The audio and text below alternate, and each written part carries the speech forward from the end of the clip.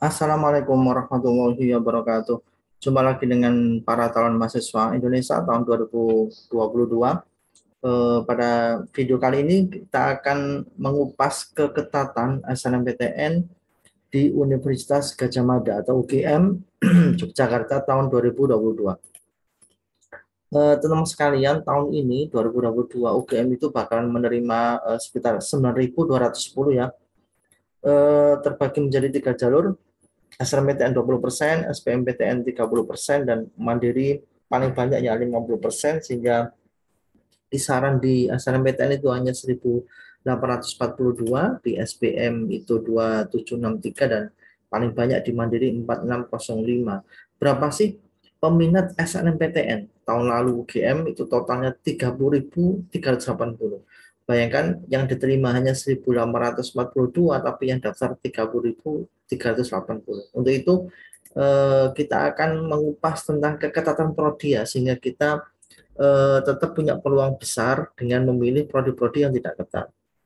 Jadi apa sih keketatan itu? Keketatan itu adalah perbandingan antara daya tampung atau kuota dibandingkan jumlah peminat kalikan 100.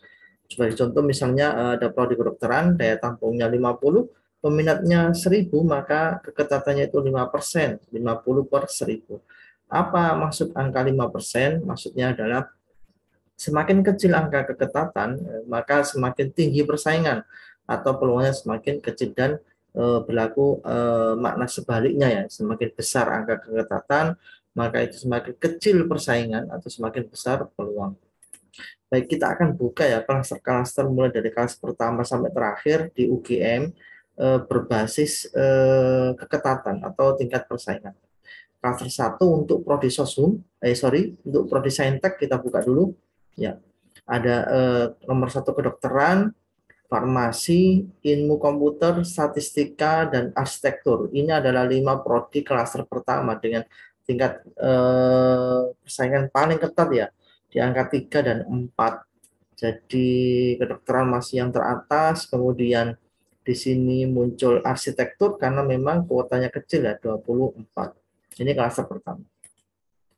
Klaster kedua ada prodi teknologi informasi, keketatannya 4, ilmu aktuaria 5, gizi kesehatan 5, ilmu keperawatan 6, kedokteran gigi 7. Nah, di sini kenapa ilmu aktuaria itu sangat ketat walaupun peminatnya 280, karena kuotanya hanya 15. Sedangkan FKG itu karena kuotanya paling banyak yang 45 walaupun peminatnya itu lebih banyak ya, 590. Ini klaster kedua. Kita masuk di klaster ketiga, Saintek UGM itu ada teknik sipil ya, 7, teknik industri ketatnya 8, teknik biomedik juga 8, matematika 8 juga, dan PWK ada di angka 9. Ini mulai lihat peminatnya mulai turun, hanya teknik sipil yang paling banyak, tapi karena kuotanya 54 maka dia keketannya di poin 7. Ini klaster ketiga. Kita masuk klaster keempat, Saintek UGM, itu ada ekonomi pertanian dan agronomi, kemudian teknik elektro, teknik pangan hasil pertanian, teknik kimia, dan pembangunan wilayah. Ini keketatannya dari angka 9, 10, dan 11. Jadi ini prodi-prodi yang keketatannya mulai kecil, artinya peluangnya semakin besar karena peminatnya juga tidak banyak, kuotanya juga lumayan banyak. Seperti teknik kimia ini kuotanya 45, yang berminat hanya 400 ya. Ini adalah klaster keempat. Kita buka klaster kelima, Saintek UGM, ada prodi apa saja? Nah, ini teknik nuklir, teknik mesin, penyuluhan pertanian, mikrobiologi pertanian, dan higien gigi ya. Ini dari keketatan 11 sampai 16. Data ini penyuluhan pertanian dan mikrobiologi pertanian itu walaupun peminatnya hanya 77 dan 67, tapi karena kuotanya sangat kecil ya. Untungnya peminatnya tidak banyak. Teknik nuklir juga peminatnya tidak banyak, sehingga keketatannya ada di kisaran angka 11, 13, 15, dan 16.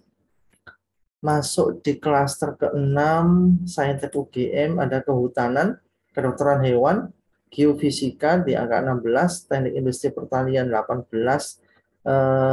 elektronika dan instrumentasi 19. Jadi ini semakin besar peluangnya karena angka keketatannya semakin besar, karena memang peminatnya tidak banyak dan kuotanya lumayan. FKH ini kuotanya 60, peminatnya hanya 359. Jadi ini cukup berpeluang teman-teman bisa terserap di FKH. Masuk di klaster ketujuh, Saintek UGM ada teknik geodesi, angka keketalan 19, teknik pertanian 20, teknik geologi 20 juga, biologi 20 juga, dan geografi lingkungan 20 juga. Ini peminatnya di bawah 300 dan kuotanya juga lumayan besar, terutama biologi ini kuotanya 68, yang minat hanya 330. Sehingga keketatannya ada di angka 20. Ini menunjukkan peluangnya juga sangat besar sekali kalau teman-teman memilih prodi-prodi ini. Di klaster ke-8 ada kimia, penginderaan jauh, ilmu tanah 25, agronomi 25 juga, dan teknik fisika 25 juga. Jadi semakin ke bawah itu keketatannya semakin besar, artinya peluangnya juga semakin besar karena peminatnya juga tidak banyak. Ini bahkan ada yang hanya 84 ini ilmu tanah.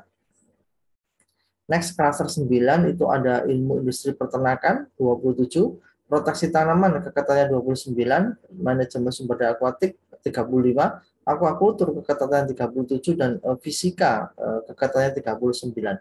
Jadi semakin ke bawah ini prodi-prodi yang paling besar peluangnya untuk diterima ya. Bisa dipertimbangkan memilih prodi-prodi ini dengan keketatan yang sangat besar, artinya persaingannya sangat kecil.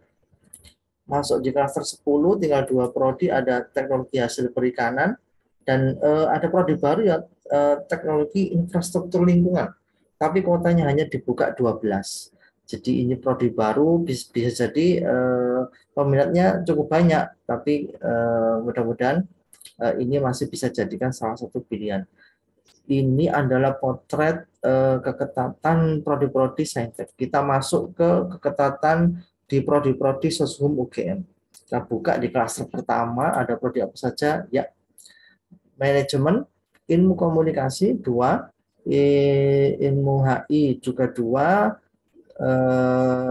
bahasa dan kebudayaan Korea itu 2, akuntansi ada di angka 3 ketatan. Ini 5 prodi yang paling ketat di UGM, masuk di klaster 1 karena memang peminatnya 1.900 ya, di atas 1.000 semua kecuali